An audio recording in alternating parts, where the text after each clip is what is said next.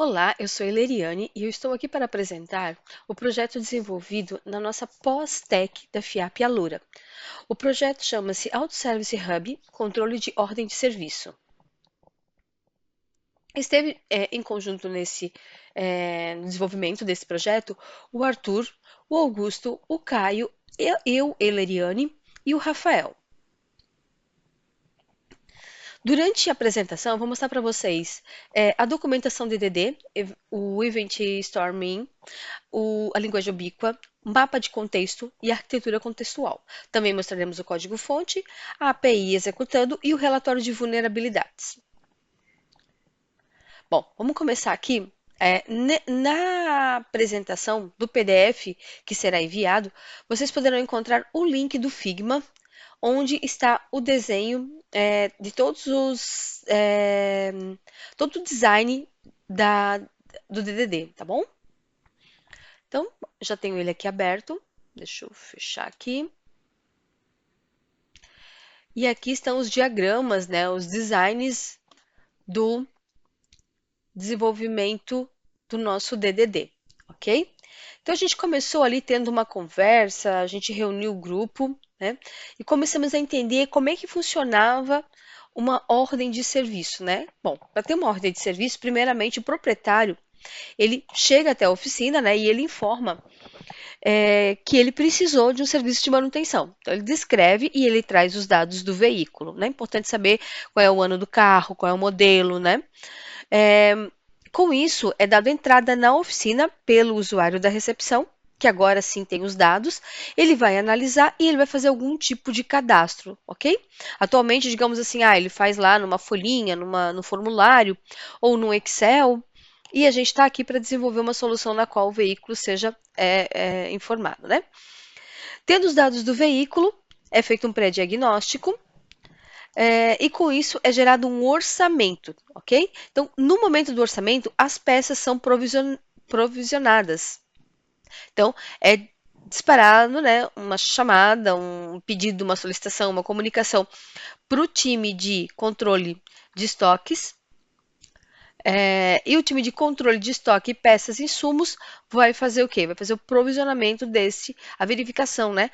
O controlador de estoque recebeu, né? Houve um repasse para ele dessa necessidade, dessa lista de peças, de insumos, né? Da ordem de serviço. E com isso ele vai verificar. Bom, peça disponível? Legal, ele já vai lá e aprova as peças, já dá o approve lá para o time da recepção. Não, não teve, a peça não tem, então é pedido, é enviado, né, comunicado ao analista de compras que precisa ser feita uma compra, e aí verifica se a data se bate com o agendamento do veículo, né? Bom, muito bem.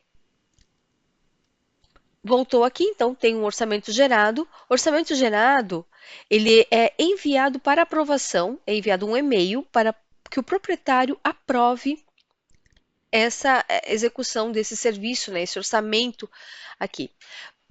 Quando é feito o aceite, orçamento aprovado, aí nós temos uma ordem de serviço. Ordem de serviço é criada, a lista de peças e insumos vem do estoque, ok? Caso esse proprietário não queira fazer o serviço, ele rejeite, o orçamento é arquivado. Muito bem. Chegamos na parte de ordem de serviço, no domínio de ordem de serviço. E aqui nós temos a ordem de serviço criada, uma lista de peças e insumos, e nós temos a execução do serviço iniciada. Pode haver um fluxo de problemas, onde ocorreu algum problema, ok?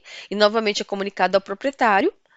Ou então essa ordem de serviço ela segue normalmente, ela é executada, ao final dela o veículo é entregue ao proprietário e a nota fiscal ela é gerada. Aqui nós temos o meio de pagamento, ok? Nós temos aqui, perdão, o pagamento e que requisita um meio de pagamento, ok? Esse cara aqui vem para cá. É isso aí. Isso gerou uma discussão bem interessante. A partir daqui, nós geramos a nossa linguagem ubíqua. Então, logo aqui embaixo, nós temos a linguagem ubíqua. Vou diminuir um pouquinho mais. onde nós temos a mesma linguagem na qual conversam é, o domain expert, ok? E o time de desenvolvimento. Então, todo mundo sabe o que é cliente, o que é veículo, o que é uma ordem de serviço, que é um documento do sistema que formaliza um pedido, é a unidade de trabalho que será gerenciada, acompanhada e faturada, tá? Um ponto bem importante aqui, o pagamento, tá? Os fluxos de... O que são os pagamentos, né? São fluxos de transação financeira para a quitação de uma ordem de serviço. Então, neste âmbito aqui, pagamento significa isso. E meio de pagamento, a forma como o cliente opta por realizar o pagamento, ok? Seguindo aqui, nós temos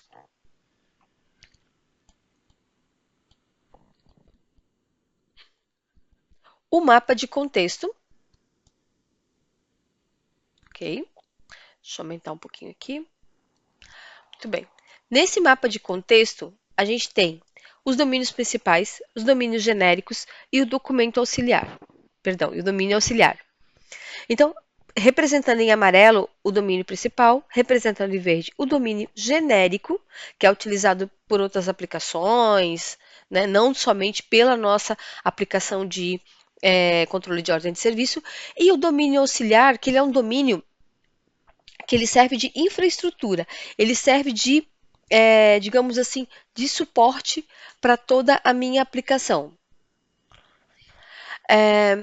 Muito bem. E aí existem as relações entre os domínios, tá? Que pode ser de upstream ou downstream. Um outro ponto importante aqui que a gente tem é o núcleo compartilhado. Essa parte do núcleo compartilhado quer dizer o seguinte: esses dois domínios, orçamento e ordem de serviço, eles são muito similares. Um orçamento passa a ser uma ordem de serviço. Por isso, eles compartilham o mesmo núcleo, ok? Outro ponto importante aqui é a camada anticorrupção que a gente acabou aplicando ela entre a ordem de serviço e o pagamento. Bom, entre a ordem de serviço e o pagamento é um tipo de relação downstream e upstream. Por que que a minha ordem de serviço, né, sendo o núcleo da minha aplicação, é downstream? Porque ela se adapta ao pagamento.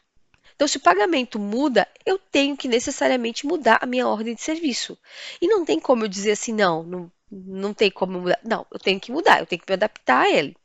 Só que para que não haja uma quebra imediata, é colocada uma camada anticorrupção. Essa camada anticorrupção, ela faz com que eu tenha uma linguagem única ali.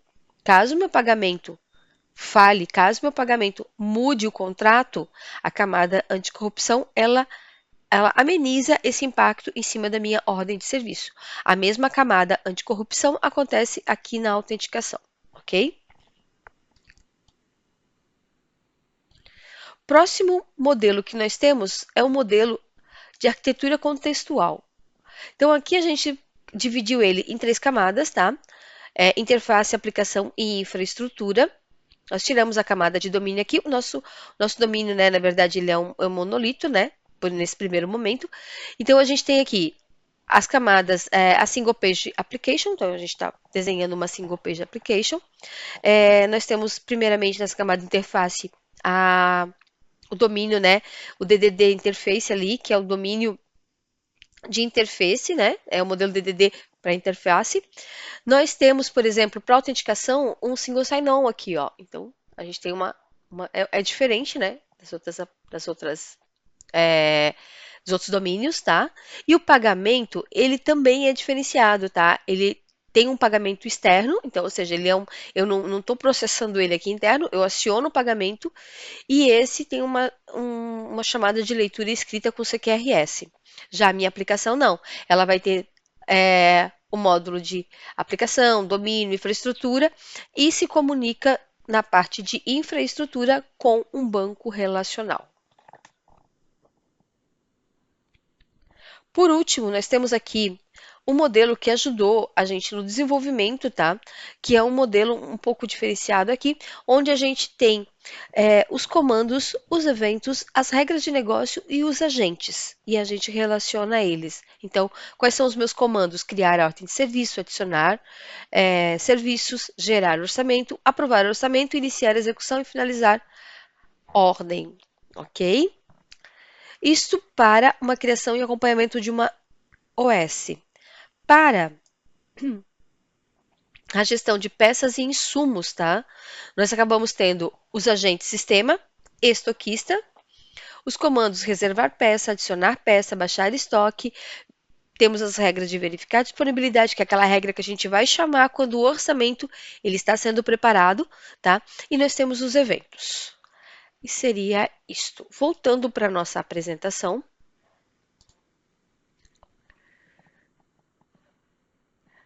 Toda essa parte, então, ela tem aqui, a gente tem o link, né, em cada uma delas, tá? Então, você pode clicar no link, é o link para este Figma aqui.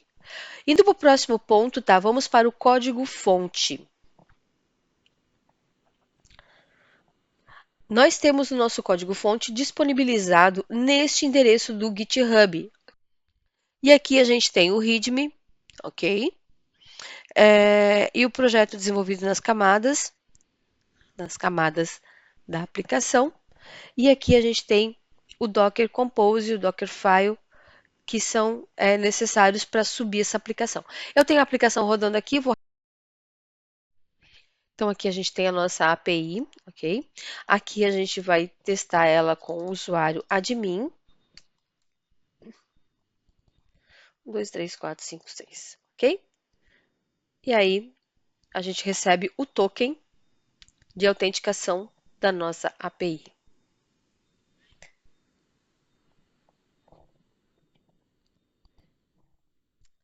Então, tá aqui. E o token. E aí você pode validar qualquer um dos controllers desta aplicação, ok? Muito bem. Outro ponto importante que eu queria ressaltar aqui é o relatório de análise de vulnerabilidades, ok? Onde a gente teve aqui, a gente subiu um Docker, né, com o Sonar, isso está lá no repositório, vocês poderão observar lá, é, e, e a gente analisou o nosso código através do Sonar, ok? Então a gente tem alguns pontos de melhoria aqui, alguns hotspots, code smell, a cobertura está muito boa, 93,8%, e a verificação ela passou, né? Ela precisa ser melhorada, porém, ela está numa forma que daria para a gente subir a pipe, não quebraria, tudo mais. A gente teve cobertura, né? Então, a gente não teve nenhum review de segurança, né? Nenhum item classificado como security review, ok? Então, essa foi a análise de vulnerabilidade da nossa aplicação, ok? Muito bem, pessoal, é isso. A gente tem 2 pontos na nossa conclusão que ficaram bem evidentes, tá? Que foi a importância da colaboração, né? O time se uniu para chegar para este desafio, né? Para chegar ao objetivo desse desafio. E a gente vê que a gente tem um potencial muito grande de melhoria na nossa aplicação, ok? Muito obrigada.